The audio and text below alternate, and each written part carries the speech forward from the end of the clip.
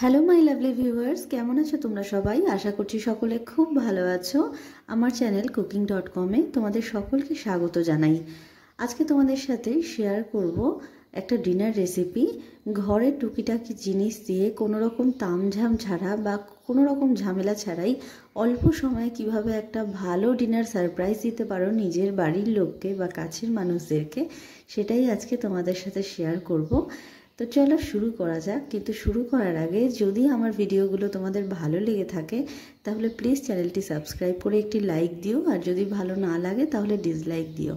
তো সবার প্রথমে দেখো, এখানে আমি সব কিছু ভালো করে কেটে ধুয়ে নিয়েছি। এখানে আমি বানাবো আজকে ফ্রাইড রাইস আর চিকেন কষা। এটা হঠাৎ করেই প্ল্যান করা হয়েছে, তার জন্য অত বেশি তামঝাম করতে পারিনি।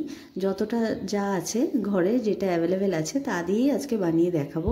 যেমন আমার কাছে গাজর আর ক্যাপসিকাম ছিল, কিন্তু বিনস ছিল না, তাই আমি দিতে পারবো না। আর কিশমিশ ছিল, কিন্তু কাজু ছিল না। তো দেখো, মোটামুটি যা আছে সাধারণভাবেই বানিয়ে দেখাবো। তো সবার প্রথমে দেখো, আমি এখানে মাংসটাকে ম্যারিনেট করে নিচ্ছি।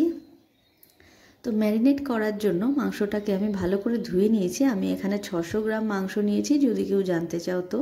তো তার মধ্যে আমি 3টে মিডিয়াম সাইজের পেঁয়াজকে এইভাবে কুচিয়ে দিয়ে দিলাম আদা রসুন বাটা প্রায় 2 টেবিল চামচ মতো, জিরের গুঁড়ো 1 চা চামচ, লঙ্কার গুঁড়ো 1 চামচ, আর সামান্য হলুদ গুঁড়ো। আর এখানে চিকেন কারির মশলা আমার কাছে সামান্য ছিল, দেখতেই পাচ্ছ প্যাকেটটা মোটামুটি খালি। তো ওই 1 চামচ মতো ছিল, ওইটাই দিয়েছি। দিলাম লবণ আর সর্ষের তেল। এই সব কিছু দিয়ে আমি ভালো করে চিকেনটাকে মাখিয়ে নেব। আমি এখানে না তো টক দই ব্যবহার করেছি, না টমেটো, কোনো কিছুই ব্যবহার করিনি। একদম সাদামাটা, মানে যেভাবে একদম বেসিকভাবে করেছি। তো দেখো, আমি মাংসটাকে ম্যারিনেট করে রাখবো প্রায় 10 থেকে 15 মিনিট। তো মাংসটা ম্যারিনেট হতে হতে আমি একদিকে আলুগুলোকে ভেজে নেব। আমি এখানে প্রায় 3-4টে আলুকে এইভাবে কেটে ধুয়ে নিয়েছি। তো সেটাই লবণ হলুদ দিয়ে ভেজে নিচ্ছি। ওর মধ্যেই আমি ম্যারিনেট করা চিকেনটা দিয়ে দিলাম। আলাদা করে কোনো কিছু আমি ফোড়ন দিইনি, দেখতেই পেলে যতটা সাধারণভাবে করা যায়। হঠাৎ করে প্ল্যান করা হয়েছে, তো তার জন্যই এতটা সিম্পলভাবে সব কিছু রান্না করছি। এখানে এক্সট্রা অর্ডিনারি কোনো কিছুই নেই। তো দেখো, আমি ভালো করে মাংসটাকে কষিয়ে নিচ্ছি। যে কোনো মাংসের স্বাদ নির্ভর করে কিন্তু কষানোর উপর।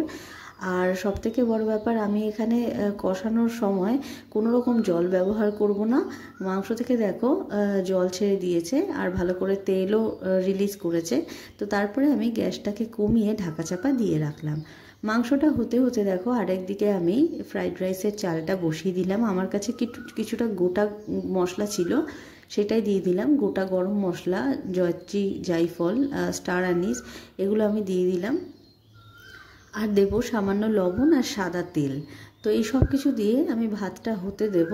আর হ্যাঁ, আমি রাইসের চালটাকে প্রায় 30 মিনিট আগে ভিজিয়ে রেখেছিলাম, তাতে করে মানে চালটা বেশ ভালো লম্বা লম্বা হবে।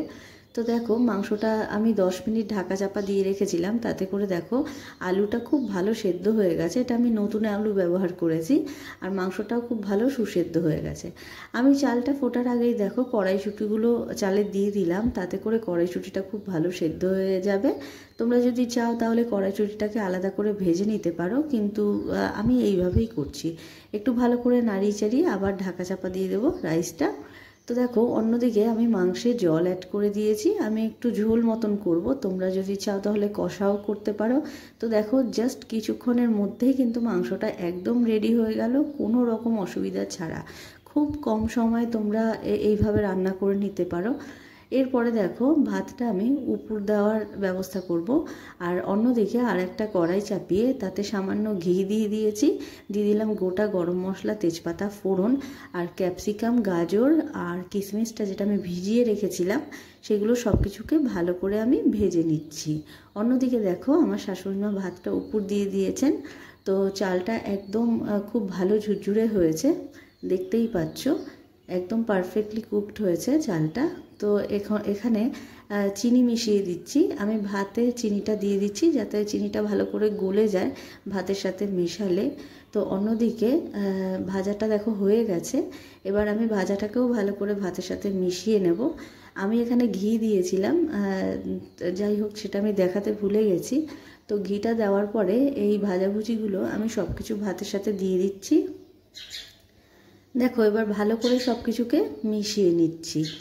একটুখানি ভালো করে মিশিয়ে নিতে হবে যাতে করে চিনি বা সব মশলাপাতিগুলো ভালো করে এখানে মিশে যায়। আমি এখানে গরম মশলা গুঁড়ো দিতে পারিনি, আমার কাছে ছিল না, তোমরা চাইলে দিতে পারো। তো দেখো আমার ফ্রাইড রাইসটা আর চিকেন কারিটা একদম রেডি। তো তোমাদের ভিডিওটি কেমন লাগলো, এই ছোটোখাটো একটা কুকিং ব্লগ তোমাদের সাথে শেয়ার করলাম। যদি ভালো লেগে থাকে তাহলে চ্যানেলটি সাবস্ক্রাইব করে পাশে থেকো। Thanks for watching.